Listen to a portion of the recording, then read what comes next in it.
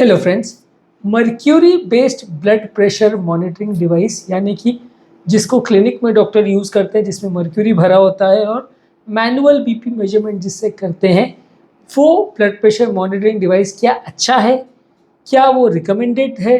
क्या हर व्यक्ति को अपने घर पे वही लाना चाहिए और वही सीखना चाहिए? क्या है इसके फ़ायदे, क्या है इसके नुकसान, आज जानने का प्रयास करेंगे। टॉपिक पर जाने से पहले जो लोग हमारे चैनल पर नए हैं, हमारे चैनल को सब्सक्राइब करें, वीडियोस को लाइक और शेयर करें। यूजुअली इसके फ़ायदे ये हैं कि काफ़ी एक्यूरेट है, बशर्ते इसको जो डॉक्टर चेक कर रहा हो वो मैनुअल गलतियां ना करे, वो सावधानी पूर्वक अगर ब्लड प्रेशर मेजरमेंट करता है तो ये काफ़ी अच्छा और एक्यूरेट माना जाता है। इसको यूज़ किया जा सकता है बशर्ते करने वाला व्यक्ति बहुत ज़्यादा एक्यूरेट हो और बहुत ज़्यादा सावधानी बरते। अगर क्लिनिक पर भी इसको कोई रेगुलर स्टाफ करता है या कोई ऐसा डॉक्टर इसको मेजर करता है जो बहुत एक्यूरेट नहीं है, लापरवाही बरतता है, तो इसमें भी रीडिंग्स गलत आ सकती है। लेकिन अच्छे से मेजर किया जाए तो ये काफ़ी एक्यूरेट होता है, गलतियों के चांसेस कंपेरेटिवली कम होते हैं। इसके अलावा ये लंबा चलता है। डिजिटल डिवाइसेस में क्या है, बैटरी का प्रॉब्लम रहता है, कई बार वो डिवाइसेस साल डेढ़ साल में ख़राब हो जाते हैं और उनकी लॉन्जिटिविटी या चलने के चांसेस कंपेरेटिवली कम होते हैं। मर्क्यूरी बेस्ड डिवाइस थोड़ा स्टर्डी रहता है, तो ये लंबे टाइम तक चलता है। सस्ता भी ये रहता है क्योंकि डिजिटल बेस्ड डिवाइसेस कोई भी जो है वो आज की डेट में 1000, 1500, 2000 से कम में नहीं आते, जबकि मर्क्यूरी बेस्ड डिवाइस ज़्यादातर 400, 500, 1000 इस रेंज में आते हैं, मतलब थोड़े कंपेरेटिवली चीपर भी रहते हैं। इसमें जो रीडिंग्स रहती है ज़्यादातर विजुअल बेस्ड रीडिंग्स रहती है, तो हेल्थ केयर प्रोफेशनल्स जो हैं उसको बार बार असेस करके अपनी रीडिंग्स को असेस कर सकते हैं, नोट डाउन कर सकते हैं और रियल टाइम मॉनिटर करके आपकी पल्स रीडिंग को, मर्क्यूरी कॉलम के मूवमेंट को असेस करके कुछ और एक्स्ट्रा बातें भी पता कर सकते हैं, जो कि रूटीन व्यक्ति के लिए जानना उतना ईजी नहीं है। लेकिन हाँ, ये है कि कुछ एक्स्ट्रा बातें भी इसमें जानने को मिलती है यदि मर्क्यूरी के कॉलम को असेस किया जाए तो। और इसको कैलिब्रेट करना भी कंपैरेटिवली ईजी है। इसको बहुत ज़्यादा कैलिब्रेशन की तो वैसे ज़रूरत ही नहीं पड़ती है। ज़्यादातर मर्क्यूरी बेस्ड डिवाइसेस जो है, मर्क्यूरी बेस्ड स्फिग्मो मैनोमीटर्स को बोलते हैं, वो डिवाइसेस जो है वो अपने आप में एक्यूरेट रहते हैं। बहुत ज़्यादा कैलिब्रेशन की ना तो ज़रूरत पड़ती है, और अगर पड़ती भी है तो उसमें बहुत ज़्यादा एक्सपर्टीज़ या बहुत ज़्यादा डिजिटल मैनेजमेंट और स्किल के लिए कोई बड़ा सेंटर्स वगैरह की ज़रूरत नहीं पड़ती है। लोकल लेवल पर भी इसको मैनेज किया जा सकता है। ये तो हुआ इसके फ़ायदे। नुकसान क्या है? नुकसान सबसे बड़ा ये है कि मर्क्यूरी अपने आप में काफ़ी टॉक्सिक सब्सटेंस है। कई बार वो घर पर ऐसा हो सकता है कि गिर जाए, टूट जाए, मर्क्यूरी घर में बिखर जाए। आपने काफ़ी बार देखा होगा कि मर्क्यूरी डिवाइस गिर के टूट जाती है और उसके छोटे बबल्स जैसे ड्रॉपलेट जो है वो फैल जाते हैं।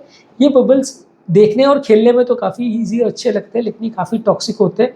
छोटे बच्चों को खासकर एक सिग्निफिकेंट ब्रेन डैमेज कर सकते हैं, तो इनसे दूर रखना सबको आवश्यक है। ये आजकल बहुत सारे कंट्रीज़ में इसीलिए ही बैन हो गया है क्योंकि ये काफ़ी टॉक्सिक मेटल है। तो सबसे बड़ा मर्क्यूरी बेस्ड डिवाइस का प्रॉब्लम ये है कि ये काफ़ी टॉक्सिक होते हैं, और यदि गिर करके टूट जाए, क्योंकि ग्लास का बना हुआ बॉडी रहता है, जिनका कॉलम होता है वो ग्लास का होता है और बॉडी रहती है वो मेटल की होती है, तो अगर गिर गया तो ग्लास का कॉलम टूट जाता है और ये मर्क्यूरी फैल जाती है, जो कि काफ़ी डेंजरस हो सकता है। इसके अलावा एनवायरमेंटल हज़ार्ड है। इसको मर्क्यूरी वाले डिवाइसेस जब ख़राब हो जाते हैं तो उनको फेंकना बड़ा मुश्किल है, क्योंकि अब जहाँ पे भी इसको फेंकेंगे या इसको डिस्पोज ऑफ करेंगे वहाँ पे मर्क्यूरी फैल सकती है, उसकी टॉक्सिसिटी हो सकती है। यानी कचरे के ढेरों में भी इससे प्रॉब्लम हो सकती है। इसको प्रॉपर्ली डिस्पोज करना मुश्किल है, खासकर अगर ये टूट जाए तो उसको डिस्पोज करना और मुश्किल हो जाता है, क्योंकि उस समय जो है आप इसको पकड़ने जाओगे तो ये छूट के निकल जाता है, बहुत ज़्यादा लिक्विड जैसा रहता है, तो इधर उधर चला जाता है। आप इसको वैक्यूम करने की कोशिश करोगे तो पूरे घर में फैल जाएगा, झाड़ू करने की कोशिश करोगे तो झाड़ू में चिपक जाएगा। ये काफ़ी ज़्यादा इसमें परेशान करता है यदि डिवाइस टूट जाए तो इसको मैनेज करना इतना ईजी नहीं है। दूसरे काफ़ी फ्रेजाइल भी होता है, गिरने पर डैमेज होने का चांस या ज़ोर से रख दिया तो टूट जाने का चांस रहता है, क्योंकि ग्लास का बना हुआ उसका मर्क्यूरी कॉलम रहता है, तो काफ़ी ज़्यादा नाजुक होता है। इसके अलावा इसका ऑपरेशन काफ़ी कॉम्प्लेक्स है, ज़्यादातर लोग इसको घर पर मैनेज नहीं कर सकते। घर पर यदि आपको मैनेज करना है तो आपको डिजिटल डिवाइसेस का ही सहारा लेना पड़ेगा, क्योंकि मर्क्यूरी बेस्ड डिवाइसेस को घर पर यूज़ ज़्यादा लोग अच्छे से नहीं कर पाते, गलतियाँ इसमें बार बार होती है। तो इसलिए मान के चलिए कि ये क्लिनिक के लिए ही बना हुआ डिवाइसेस है, डॉक्टर्स ही इसको अच्छे से यूज़ कर सकते हैं। घर पर कोई पैरामेडिकल स्टाफ आके कर जाए या घर का कोई व्यक्ति ट्रेन होकर इसको कर ले तो अलग बात है, पर ज़्यादातर लोग खुद से घर पर इसको कर पाए थोड़ा सा मुश्किल ही होता है। ये थोड़ा सा बल्कि भी होता है, इसको ले जाना, कैरी करना थोड़ा भारी होता है, इसलिए इतना ईजी नहीं होता। डिजिटल डिवाइसेस कंपैरेटिवली आजकल बहुत छोटे छोटे साइज़ में भी आने लग गए हैं, उसका कफ से भी ज़्यादा छोटे डिवाइस आने लग गए।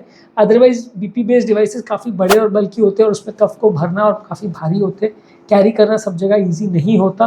2-4 डिवाइसेस आप अगर कैरी करोगे तो आपका सूटकेस या बैग बहुत हेवी दिखने लगेगा या हेवी फील होने लगेगा। जबकि डिजिटल डिवाइस आप किसी काम के लिए भी लेके जा रहे हो, 10 भी लेके जाते हो तो ये बहुत हल्के होते हैं और बहुत ज़्यादा छोटे होते हैं आजकल, इसलिए इसको कैरी करना कहीं पे भी मुश्किल है। बहुत ज़्यादा बल्क में भी एक जगह से दूसरी जगह ले जाना है तो मुश्किल नहीं पड़ता। इसके साथ एक और डिसएडवांटेज ये है कि इसके साथ प्रॉपर मेजरमेंट करते आना चाहिए, इसके साथ गलतियाँ नहीं होनी चाहिए। अदरवाइज़ कई बार क्या है, जब कॉलम वगैरह चिपकने लगता है अलग अलग सीजन्स में तो कई बार रीडिंग्स काफ़ी गलत भी होने लगती है।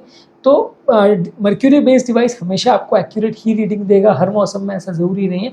थोड़ा बहुत इसमें वेरिएशन आ सकते हैं, खासकर तब जब इसे प्रॉपर तरह से यूज़ या स्टोर ना किया जाए तो।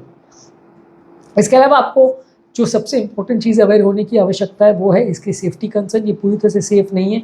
पूरी दुनिया में बहुत सारे कंट्रीज़ में बैन कर दिया गया है। अपने इंडिया में बैन अभी तक नहीं है, लेकिन बहुत सारे कंट्रीज़ में क्योंकि बहुत टॉक्सिक है इसलिए बैन कर दिया गया है।